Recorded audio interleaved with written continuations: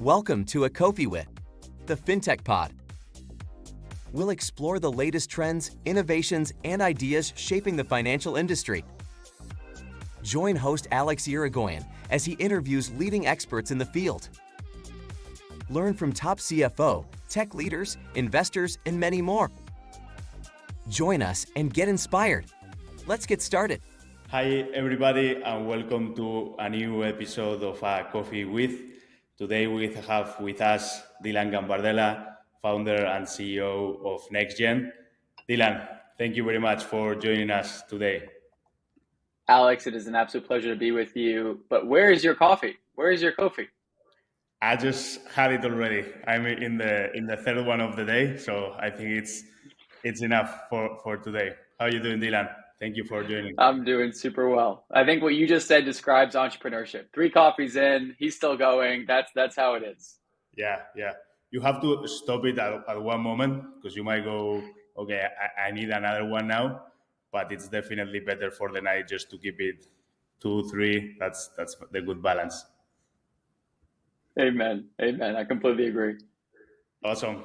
Dylan, it's nice to see you again. Nice to talk with you again. I would like to, for our listeners, so you can share a little bit of your background. You've been in entrepreneurship from very, very young age.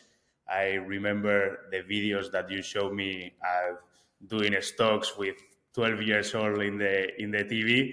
So I've always been super surprised about that. So I don't know if you could share with the audience or the journey that it's been for you. I'm very, very early in your age. Normally we start this at the college moment, but I think you can go pretty much all the way till when you were born. I appreciate that, Alex. I know we don't have all day, so I will give your audience the truncated version, but I could go on and on. I love solving problems. I think that's how I describe myself and what motivates me. I am passionate about helping people. I love things like health and wellness, fitness, but more than anything, I think I am dedicated to making an impact. And that has been the common thread throughout my life. Even in the earliest days that you mentioned, Alex, trading stocks in middle school, winning some competitions there, going on national television at the New York Stock Exchange, incredible highlights for sure. But the common thread that led me from one to the other was always, what's a cool problem to be solved that would also help people if we solved it.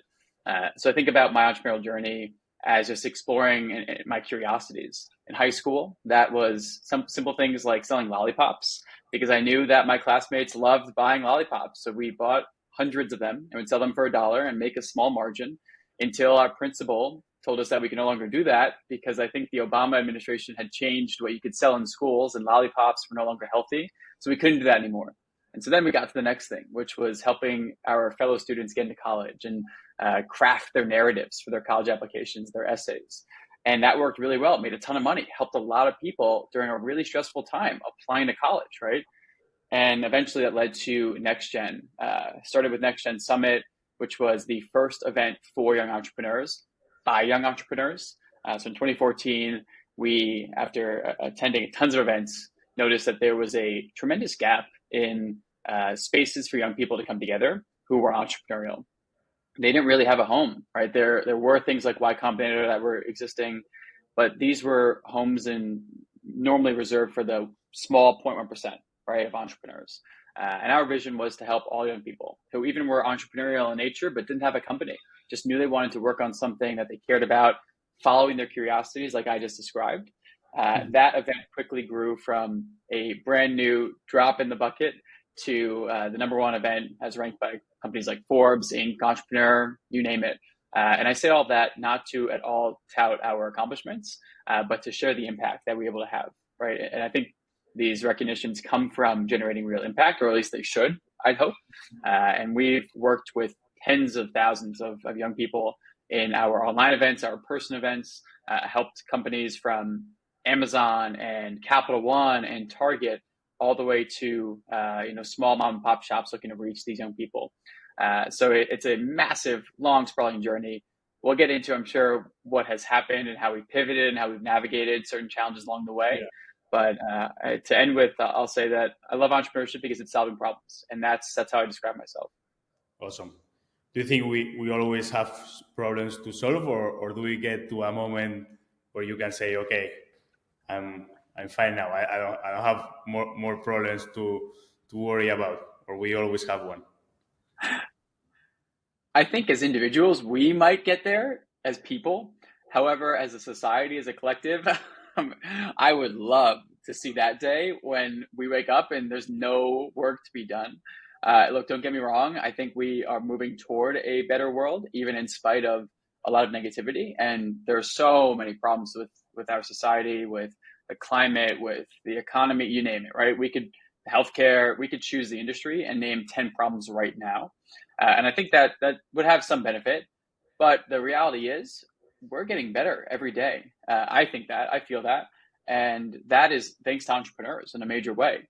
So I can't promise you that at 85, 90 years old, I will be starting new companies, but I can promise you there'll be something that I'm thinking about and working on getting better, whether it's as simple as my health and wellness or as complicated as starting a new job tech platform. I'm not sure, right? We'll have to talk about it then. But I think you resonate with that because you're an entrepreneur. You have that in your DNA ever since our first conversations. That's been clear. And it's pretty unique and special when you can meet somebody who also sees the world that way. Doesn't mean we're better or worse, right? It just is part of who we are. Not good, not bad, just the truth. And I feel somewhat of a responsibility to leverage that to help the world move forward. So hopefully we're moving toward that utopia. That'd be nice. Yeah, awesome. Love it. So one of the things I'm really curious about, Dylan, basically next gen, as I remember, it's been very focused, or it was at least in the past, very focused in live events, right? So you were hosting all these summits during the year. It was a lot of bringing people together physically. Of course, you have the platform and you have the community online as well, but there was a big impact of the live events, right? So events in person. But then COVID came, right? 2020, and what it was part of the NDA, of the true essence of, let's say, next gen, completely changed, right? So I don't know if you could walk us through that journey. How were those years? What do we have now, right? That change, does it get to something better, right? That I'm curious to learn a little bit more about that story. With pleasure. Can you believe, Alex, that 3 years ago to the date, we're recording this on May 19th, 2023. 3 years ago, you and we were probably also on Zoom. I remember it vividly because we couldn't see anybody, right? We were just connecting through Google Meets and Zoom and Teams. It's insane how fast, but also how far we've come in those 3 years. Going back to prior to the pandemic, we were, as you said, a thriving events business. We were hitting all of our goals, built $1 million business, less than 1 year out of school. Things were looking great. We had a team. Our clients, I named a few of them before, the largest companies in the world, some of them. And we felt like we were on top of the world. Then the pandemic hit and you could no longer host gatherings in person. And we watched our run rate go from over $1 million to zero. That's really hard.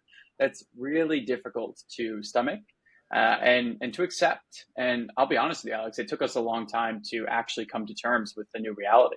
I remember vividly thinking, even this time that year in 2020, it'll pass, right? It'll pass. Give it another week, give it another 2 weeks, another 3 weeks. And we just kept punting that delay, right? Oh, let's delay the event by a month. Let's delay the event by 2 months. There came a time, it was probably around May, right around this time, when we accepted that this is here to stay. This pandemic thing ain't going away overnight, right? And the world had that acceptance. It's not like Dylan had some crystal ball, right? And I was any unique. No, the world came to acceptance that this thing is here. We have to learn to live with it and persevere anyways. And that's when I started thinking about, well, the mission, the ethos of what we were describing through our event series, where we were delivering to young people. That is not something that was exclusive to events. Events were simply the vehicle that we chose, the mechanism we chose to take our message and connect it to the world. But that could be done with technology. And let's be honest, it could also scale really well with technology. Yes, you lose something when you go from in-person to digital, but you might gain a whole lot more, whether it's personalization thanks to things like AI, or the opportunity to meet people that you might not physically have been able to get in contact with, all of that's powered by the internet and technology, right? And many thousands of companies are thinking the same way. And we were of that same mindset. And so over that year, we spent a lot of time just learning from our customers, learning from members, learning from people like you, Alex, who in theory would be our future users in the digital world. And we saw a tremendous opportunity to focus on what we think of today as skills-based hiring. So to rewind a bit and to give your audience some context, through our events, while we started off in 2014 as a home for entrepreneurs and entrepreneurial youth, what we quickly realized over the next 6 years is that the folks who found the most value from our events, they weren't exclusively entrepreneurs or people who were working on a business. They were also students. They were also young professionals, entrepreneurs, right, if you will. It's a mindset, though. That's the key, right? The entrepreneurial mindset is what all these people shared. Yeah. And what we could do is help them build those skills, build that mindset, and then take those skills and put them into practice in the marketplace, whether starting a company or getting a job. And that's the opportunity that we saw in 2021 that we are still tackling today. And we're grateful to say, helping young people, first and foremost, understand where they are. What are my unique values? What is Dylan special at? What are my technical skills? But equally, if not more importantly, what are my soft skills? And then once I know these things, what are some career paths that I can start to explore based on those skills? And heck, if there's a job I really want, a career I really want, but maybe I'm missing some of the skills to go out and tackle that, NextGen's going to help you learn those skills so you can be prepared. You can go out and apply your new skills in the workforce, help gainful employment. These are the things that matter, especially today in this economy and the situation that we're facing. So what a roundabout journey though, right? We went from event business to SaaS company serving e-learning type educational job tech platform, right? That's a whirlwind and what the heck? But what we did was just follow the journey. We never said, oh, events don't work, we have to cancel, close up shop. I think that would have been fair and a lot of people did that, but we decided to keep pulling the thread. And here we are today, blessed to still be in the game. Love it. Would you say then you keep in the same mission, but what it has changed is how you structure and how you deliver that value? Love how you worded that. Our mission is to empower the next generation to succeed at work and in life. Same mission, more or less. Maybe we've changed the words, right, a little bit, but the same ethos from the last 8-9 years. How we deliver that value, to your point, completely changed, completely different, right? Very unique, but the same core mission. We're just approaching it instead of maybe from this angle, now we're tackling from this angle, but the same core vision of success, what it means to the world. And how does Dylan AI impact in there? Because now we, of course, we've seen a lot of evolution, right, in the ed tech, if that will be the category, how that is impacting. You can go to the chat, ask, okay, create me the titles for a course of specifically XYZ, right? And pretty much you're going to have all that info. How is it, first, how does that impact the business or the category, the market itself, and more specifically as well, the NextGen platform? You have a lot of financial listeners to this podcast, right, Alex? Yeah. They might be familiar with what happened to Chegg, to the Chegg stock, about 2-3 weeks ago, prior to this recording. For those who are not familiar, Chegg, one of the leading education companies, public company, they watched their stock price cut in half, more or less, in a 24-hour period. Right? The reason, the why, Dan Rosenwig, who's a brilliant CEO, I have tremendous respect for him. He mentioned, rightfully so, in an earnings call that ChatGPT was eating into their business and they had user growth decrease significantly. The markets reacted. Some might say overreacted. I'm not here to comment on that. I am not someone who values public companies. That's not my skill set. But it was certainly a wake-up call for most specifically the ed tech industry, education, but the broader marketplace as well, I'd argue. And if you think about the reality, Alex, it's what you said. Students are going to ChatGPT. They are exploring these free resources. They are writing their essays. They're doing their homework. They're asking questions. They're getting tutoring. Now, Chegg and many other companies have produced their own AI-powered products, and I think that's a great step in the right direction. However, I don't think the solution will exclusively come from taking what we're doing today and adding AI onto it and doing it slightly more in a different way tomorrow. I think we have to start to create with AI and think of what would be possible if we had AI from the get-go, right? So it's not just making current processes more powerful, more productive, a bit faster. That's great, and that is something that we should do, period. But to really fight the innovator's dilemma and to be here 10 years from now and be a leader, I think it's going to require a new way of thinking with AI, right? You have to design products, design experiences, cater to users, solve problems with AI, not take your existing solutions and add AI into them. Again, you have to do that. So don't listen to this and say, oh, well, we shouldn't be doing, no. Add AI into whatever you're doing. You should do that, get better at it. But also think about ways to really transform your delivery, go 0 to 1 again with the power of AI. And you asked specifically about how we're doing that at NextGen. We launched a platform called NextGen Skills earlier this year. And the whole goal of the platform is to personalize skill building with AI. Now, in a way, this has been done for a long time, Alex. If you look at things like TikTok and Instagram, they all have a For You page, right? You open TikTok, you have a For You page, I have a For You page, your listeners have a For You page, and that content is specific to them. It's an algorithm that knows you pretty well. Some people joke that it knows you better than you know yourself, and it serves you content that they know you are going to engage with.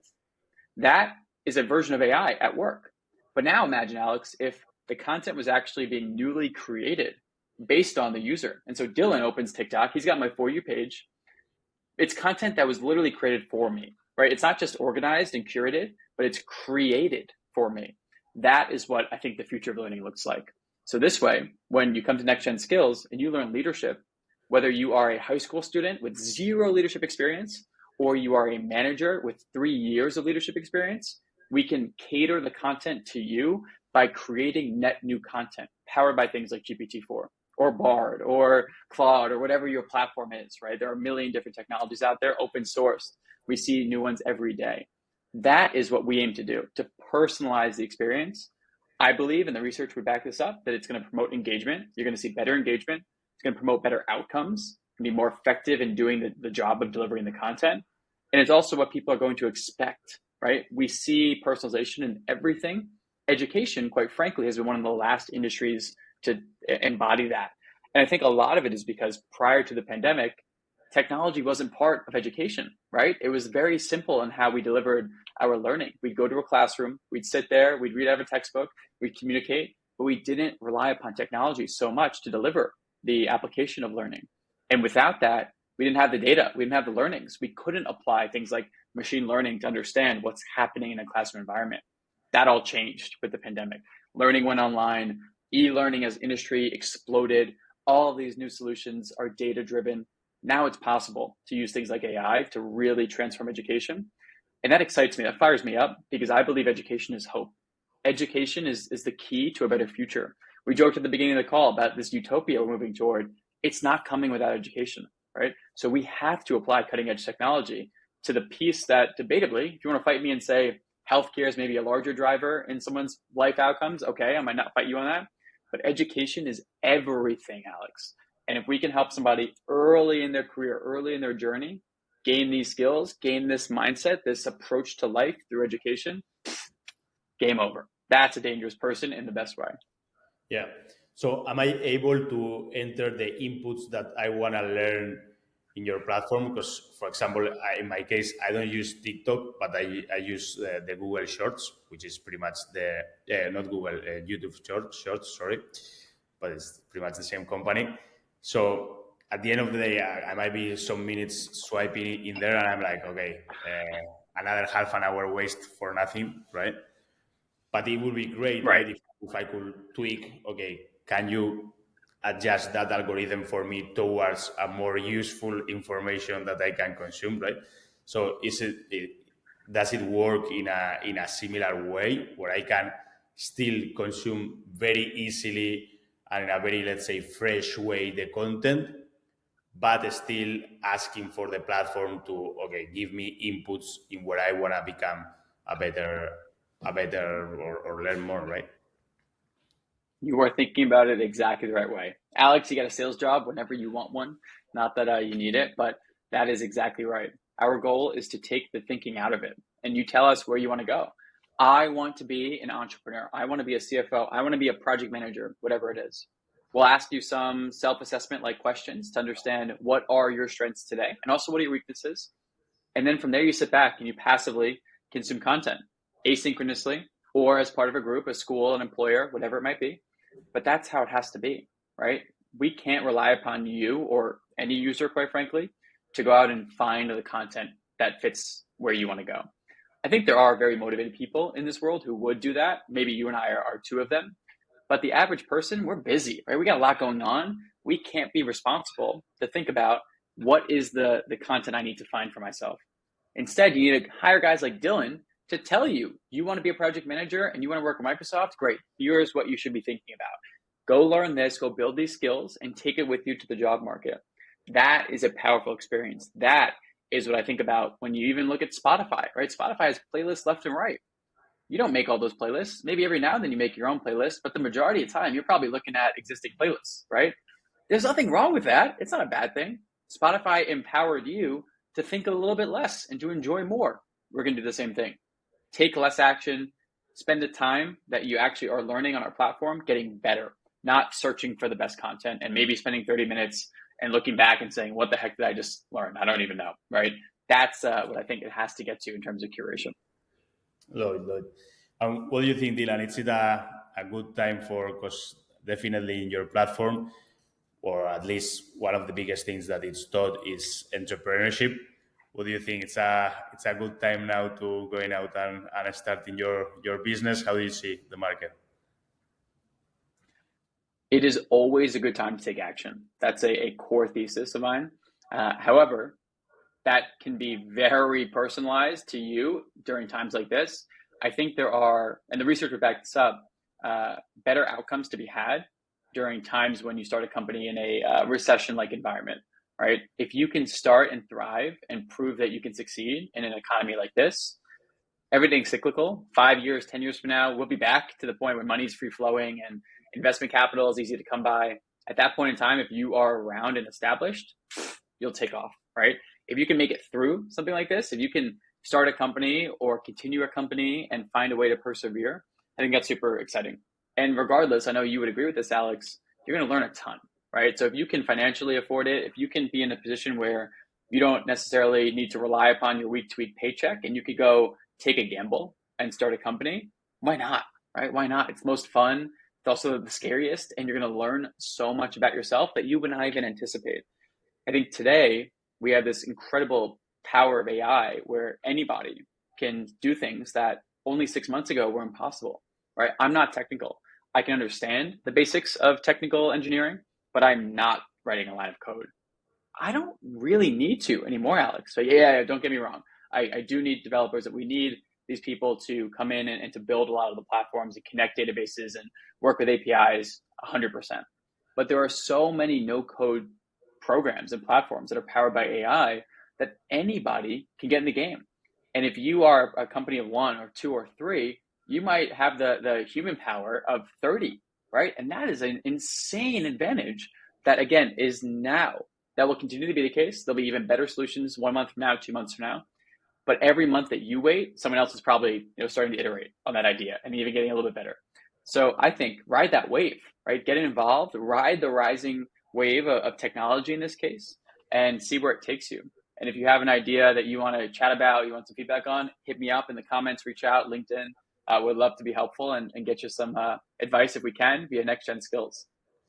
The sooner you start, the better then, right? Amen. Great. So Dylan, so many things always you going on through. I wonder, how do you manage to have peace of mind, be calm a little bit? What's your medicine in there? I'm a really good actor. No, I'm kidding. Yeah, I got the vitamin C right here, Alex.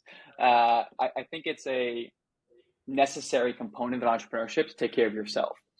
We've talked about this many a time. You can't expect your business to do well if you as a human being are not doing well, especially in the early days, right? Entrepreneurship is so core to the founder and the founding team. And it's almost impossible to separate the well-being of that founding team from the outcome of the product. Maybe for a week or two, maybe even a month or a couple of months, you can, burn yourself out, push to ship that last product improvement, but eventually you're going to hit a wall. And whether it's your creativity that gets impacted or your actual work output, something is going to give because it has to.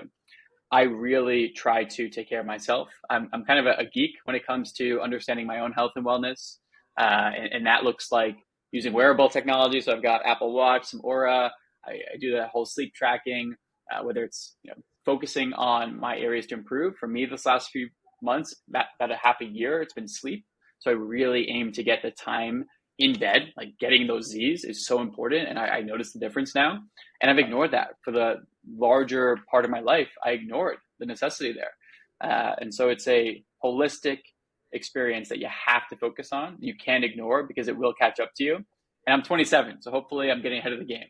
But soon I'll be an older person. I'll be thankful, or I'll be angry that I didn't sleep, right? So it's important to focus on all of the behind the founder. What is Dylan, the person behind the CEO title, doing for his life? How many hours are you averaging now of sleep with the? About 7.5, which is a great improvement for me. I want to get that up to 8. I want to be averaging 8 a night. And I think that would be an amazing win that I know will be an investment in my work outcomes. But that's time in bed or that's actual sleep? I'm not the best sleeper. I've got to get more efficient. For me, it's like if I'm in bed for 8 hours, I sleep 7:15. I'm in bed 8.5 hours, I sleep 7:30, 7:45.